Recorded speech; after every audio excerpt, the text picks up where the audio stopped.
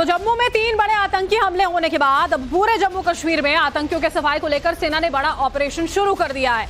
आतंकियों को चुन चुन कर मारने की स्ट्रैटेजी जमीन पर लाई गई है। आपको बड़ी खबर बता दें, बांदीपुरा जिले के अरागाम में एनकाउंटर किया गया है। एक आतंकी को मार गिराया गया है। बांदीपुरा में अब भी एनकाउंटर जारी है।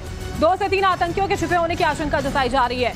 छुपे आतंकियों के लिए यह बड़ा सर्च ऑपरेशन जो है वो चलाया जा रहा है। ये बड़ी खबर इस वक्त की आपको बता रहे हैं। छुपे हुए आतंकियों के लिए बड़ा सर्च ऑपरेशन अब भी जारी है। हाल ही के दिनों में जम्मू कश्मीर में जो आतंकी हमले हुए उसके बाद सरकार लगातार एक्शन में है।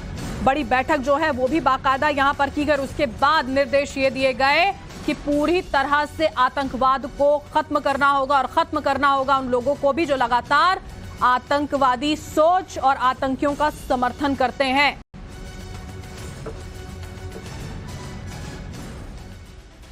और आपको वो 3 बड़े आतंकी हमलों की तस्वीरें दिखाएंगे जब आतंकियों ने जम्मू की 3 जगहों पर बड़े आतंकी हमले किए और उसके बाद अब उन्हें चुन चुन कर मारने की तैयारी जो है वो शुरू कर दी गई है।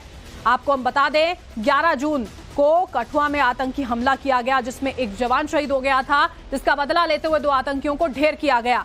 इसके बाद डोडा में भी 11 जून को पुलिस पोस्ट पर अटैक कर दिया गया जिसमें 4 जवान हमारे जख्मी हुए।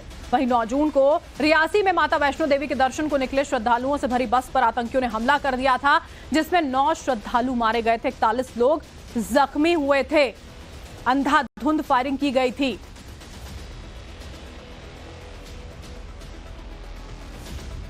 और देखिए जम्मू में हुए आतंकी हमले के बाद सरकार पूरी तरह से एक्शन में है। कल जहां पर बड़ी बैठक हुई थी तो वहीं पर आज सीडीएस अनिल चौहान जम्मू पहुंच रहे हैं। सीडीएस आज जमीनी स्थिति की समीक्षा करने के लिए पहुंच रहे हैं। आतंकी घटनाओं का जायजा लेंगे। फॉरवर्ड पोस्ट का भी सीडीएस की ओर से दौरा किया जाना है। ये बड़ी खबर इस वक्त की हम आपको बता रहे हैं। हाई लेवल मीटिंग जो यहां पर की गई थी उसके बाद ये जो महत्वपूर्ण कदम है वो यहां पर उठाए जा रहे हैं। खुद सीडीएस जो हैं वो पहुंचेंगे।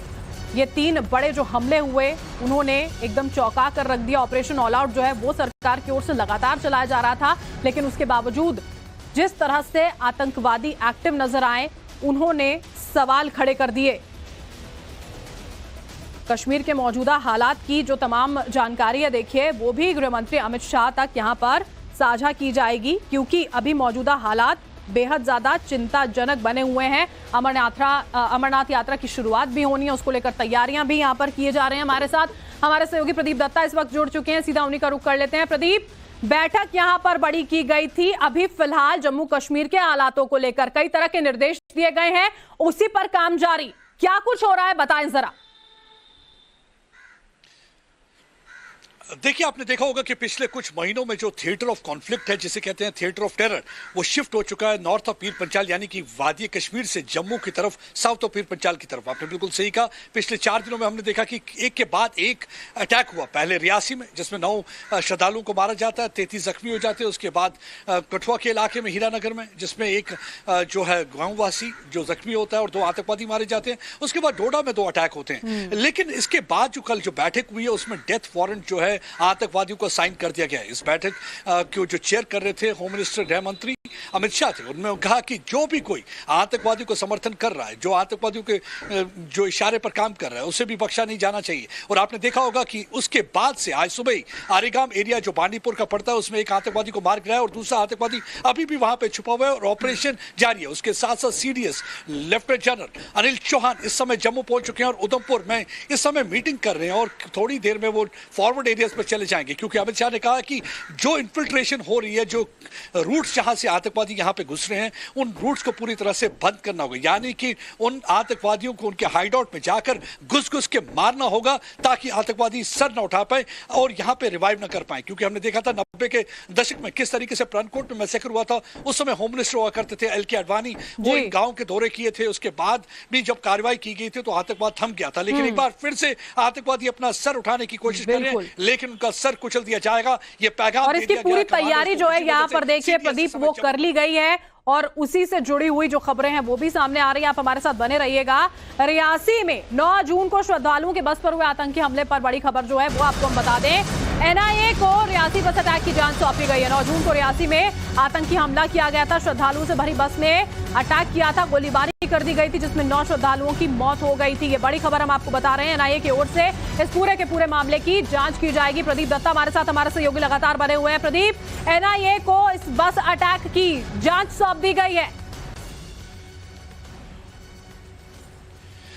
बिल्कुल आप सही कह रहे हैं। देखिए, पिछले दिनों से यहाँ पुलिस इसकी जांच कर रही थी, लेकिन अब एनआईए को ऑफिशियली इसकी जांच सौंप दी गई है और एनआईए की टीम जो रियासी के इलाके में जाएगी और पूरी तरह से छानबीन करेगी। देखिए, इसमें तो अभी तक ये मालूम है कि 2 पाकिस्तानी आतंकवादी थे जो इसमें मुलव्वस थे। ये वही आतंकवादी गुट है जिन्होंने कुछ दिन पहले इंडियन एयरफोर्स जो वायुसेना की गाड़ी पर कॉन्वॉय पर हमला किया था, जिसमें एक वायुसेना का जो जवान शहीद हुआ था और बाकी के करीब जख्मी हुए थे। लेकिन अब एनआईए इन्वेस्टिगेट करेगी। ये मामला जो है यूएपीए के तहत दर्ज किया गया और उसके साथ साथ एक्सप्लोजिव एक्ट के तहत भी इसको दर्ज किया गया। ये देखने की कोशिश करेंगे कि कौन है जो शख्स उनको लॉजिस्टिक सपोर्ट, क्योंकि आतंकवादी खाली हवा पानी पे जिंदा नहीं रहते, उन्हें कोई शेल्टर प्रोवाइड करता है, उन्हें कोई हथियार मुहैया करवाता है। वो सारी चीजों का पूरी तरह से निरीक्षण किया जाएगा और एनआईए पूरी तरह से तह तक जाके इन्वेस्टिगेट करेगी ताकि जड़ से आतंकवाद को इस इलाके से उखाड़ा जा सके और एक बार फिर से यहाँ पे अमन अमान रहे। बिल्कुल, बहुत बहुत शुक्रिया प्रदीप, इस तमाम जानकारी के साथ आप जुड़े। और देखिए, जम्मू कश्मीर से आतंकियों से जुड़ी एक और बड़ी खबर सामने आ रही है। हिजबुल मुजाहिदीन का एक आतंकी गिरफ्तार किया गया है। हंदवाड़ा के कचरी गांव से गिरफ्तारी की गई। आतंकी के पास से गोला बारूद भी बरामद किया गया है। हंदवाड़ा का कचरी गांव, जहां से इस आतंकवादी को गिरफ्तार किया गया, आतंकी के पास से काफी गोला बारूद भी बरामद हुआ है।